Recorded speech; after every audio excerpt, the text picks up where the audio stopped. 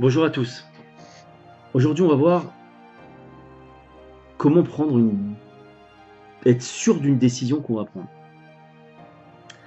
La première des choses, alors, qu'est-ce que j'entends par décision?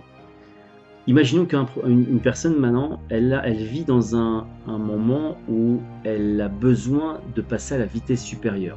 C'est quoi passer à la vitesse supérieure?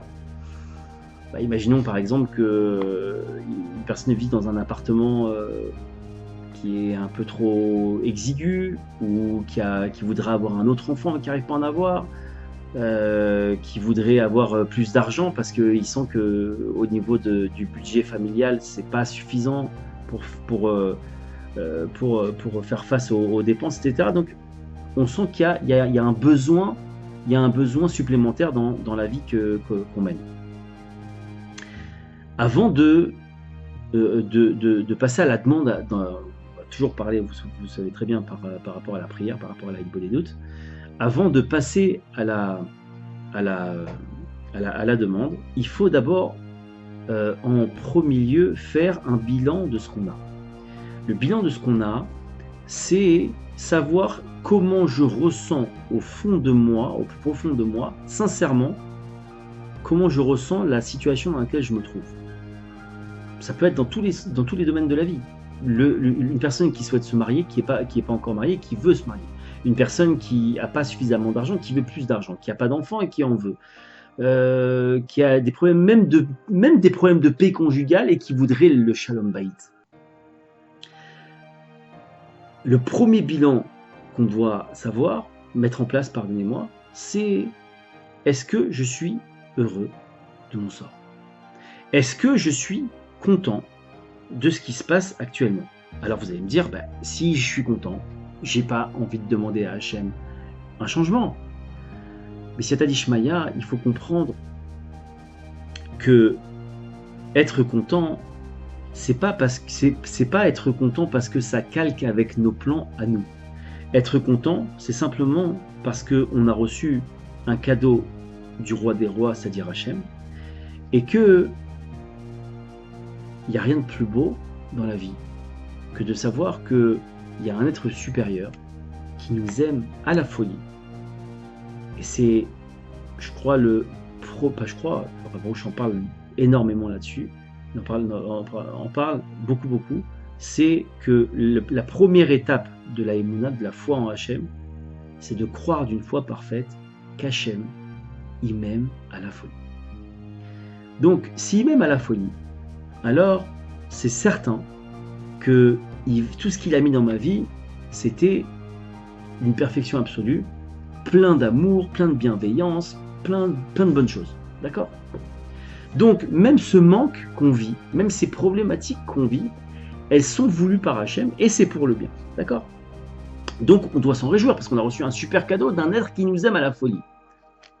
Les femmes le comprendront bien quand elles reçoivent un cadeau de leur mari qui les aime à la folie, même si c'est le cadeau le plus simple du monde, quand elles savent que ça exprime l'amour de leur mari, elles sont toutes contentes. Et c'est la même chose qu'on doit ressentir. Donc, on doit être heureux de notre sort. Heureux de notre sort, c'est simplement comprendre que c'est un cadeau qu'Hachem a mis en place, que je ne comprends pas toujours les tenants et les aboutissants de pourquoi il a mis ça en place, mais ce qui est certain, c'est qu'il sait ce qu'il fait et qu'il m'aime à la folie. Et donc, s'il m'aime à la folie, il ne veut que mon bien. Et si donc il a mis ces choses en place, c'est que c'est pour mon bien. Ça, c'est une première chose. Maintenant, avant de passer à la seconde étape, qui est la demande de changement, on va dire, de statut, de situation, il faut, si on n'a pas encore acquis cela, prier intensément avant de demander. Prier intensément, de croire d'une foi parfaite, Hachem, fait que je ressens vraiment que tu m'aimes à la folie, que tu veux mon bien absolu, que tout ce que tu as mis dans ma vie, les manques comme les choses que tu m'as données, elles sont parfaites pour moi, que finalement j'ai aucun manque, mais que donne-moi cette émouna-là. Sans ça, si on passe, on va dire, à la deuxième, si on parle de boîtier de vitesse, si on passe à la deuxième tout de suite, qu'est-ce qui va se passer? On peut prendre le cas d'une personne qui n'est pas mariée, par exemple, ou qui n'a pas d'enfant, ou qui n'a pas suffisamment d'argent. La première chose qui va se passer, c'est que quand il va faire sa demande à Hachem, il va, l'espace d'un instant, il va basculer non pas en prière, mais en remontrance vis-à-vis d'Hachem, en rage, en tristesse, en colère, en ce que vous voulez. Le seul problème, c'est que c'est les éléments les plus puissants pour que Hachem raccroche. Voilà. Si vous voulez l'explication, si vous voulez le tuyau pour que Hachem raccroche avec vous, voilà, on va dans le mille. C'est juste de la colère, la tristesse, les remontrances, etc. Hachem raccroche. Imaginez, même chose. Prenons un cas concret.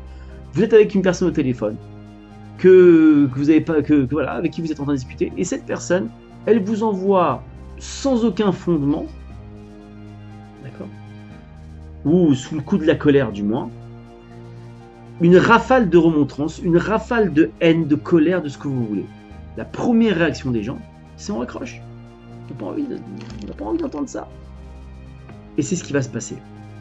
Donc on comprend qu'en amont, il faut avoir cette chose-là. La deuxième chose qui est très importante, pourquoi il faut prier pour avoir cette émouna-là, que Hachem nous aime, etc., c'est que dans notre façon de demander, donc on a dit, on va le faire avec le plus grand tact, le plus grand amour, le savoir-faire, on va dire ça comme ça, et ça, c'est fondamental.